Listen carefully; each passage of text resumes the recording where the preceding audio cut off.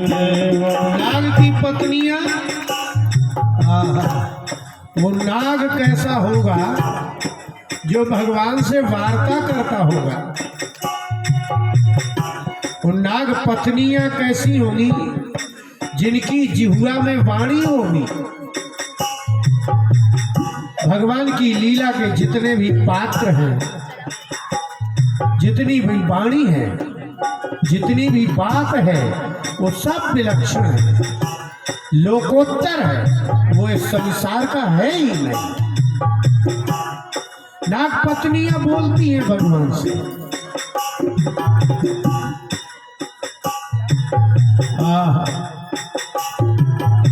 भागवत और रामायण की भाषा को समझना और उसकी भावों को समझना और उसकी बात को समझना आज इतना ही कठिन है जैसे आप किसी योगी की बात कोई विषयी आदमी नहीं समझ सकता, जैसे योगी की बात को भोगी नहीं समझता, ऐसे ही भागवत की बात आप कोई समझता नहीं है। माने कितना आश्चर्य होगा कि नाग, जिसे आप नाग कहते हैं, उसकी भाषा सिर्फ नाग ही जानते हैं।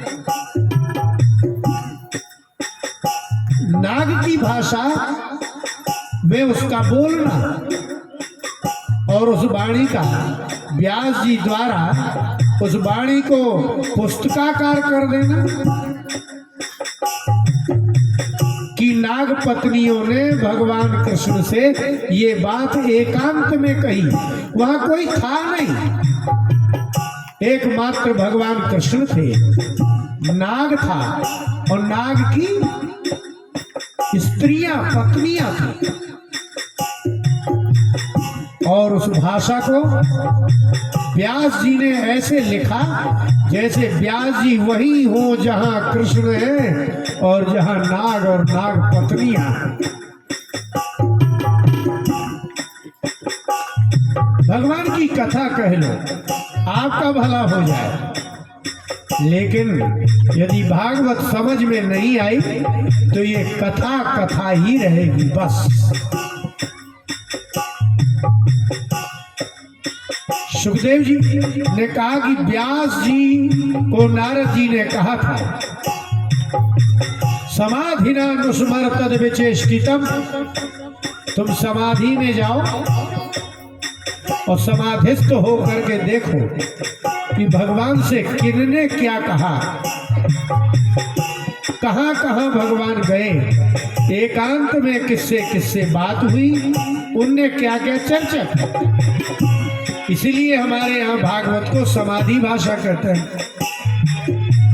कोई नहीं है वहां, नाग है, नाग पत्नियां हैं और भगवान कृष्ण हैं, लेकिन नाग पत्नियों ने क्या कहा ये बात कौन बता रहा।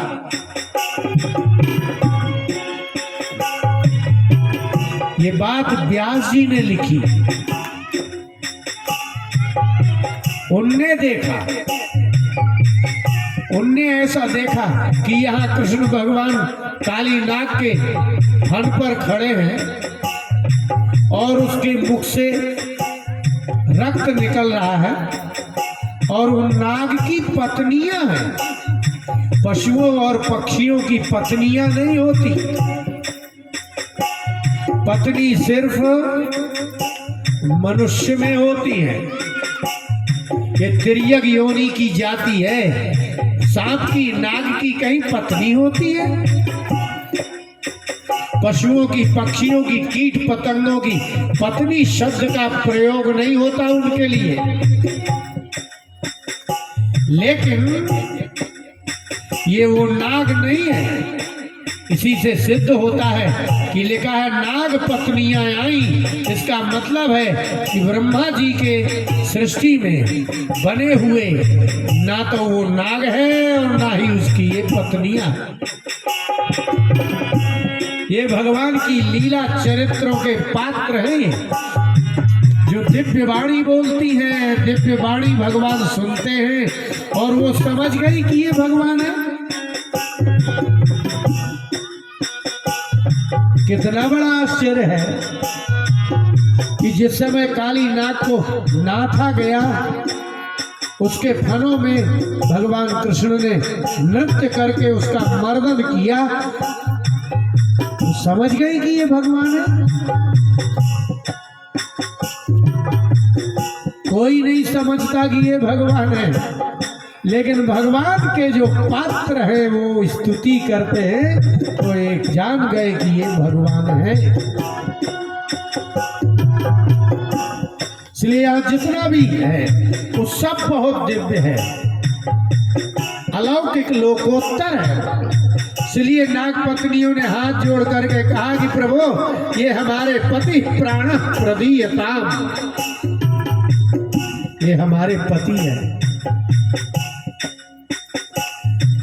और पति और पत्नी का संबंध आपने सुना हो मात्र मनुष्यों में होता है, लेकिन नागलोक में आज भी जो नागलोक है वहां पत्नी ही होती है और पति ही होता है।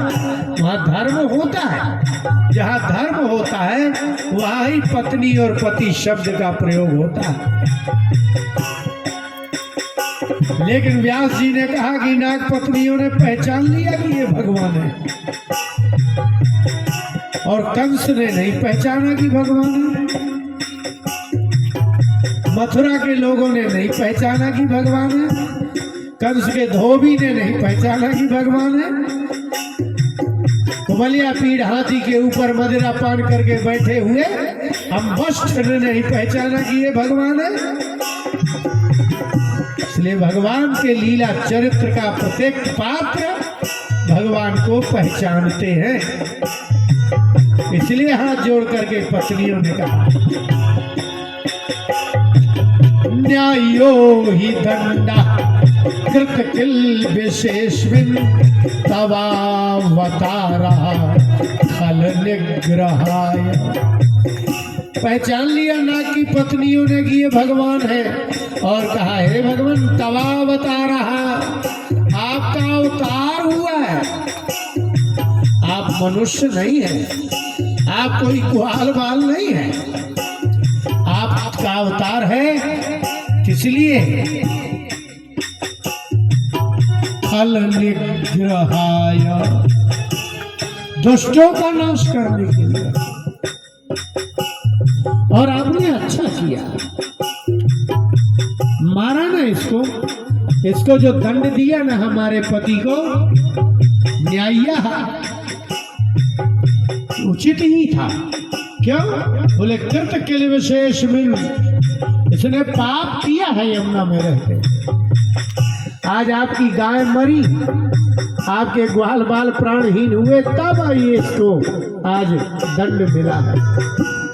जब से ये कालिंदी में आया है तब से जाने कितने जीव प्राणहीन हो गए, जाने कितने जीव मर गए। जिसने भी यहाँ पानी पिया वो मर गया। और इतने जीवों का हंता, इतने जीवों का नाश करने वाला काली नाग ये खल है, हमारा पति खल है। और आपने इस खल को निग्रह करने के लिए अवतार लिया है। लेकिन भगवान आप ऐसे हैं नहीं। सुताना मपितुल्य दृष्टे, आपका कोई शत्रु है ही नहीं। आप तो शत्रुओं के पुत्रों में भी सब दृष्टि रखते हैं। काली नाग आपको शत्रु मानता है, आप नहीं इसको शत्रु मानते। अनुग्रहोऽयं भवतः कृतो हि ने दंडो सतांते अनुकल्मषाः। हे भगवान, आपने अनुग्रह किया, कृपा की आपने। क्यों? बोले सताम दंडः कल्मषापः। यदि दुष्ट आदमी को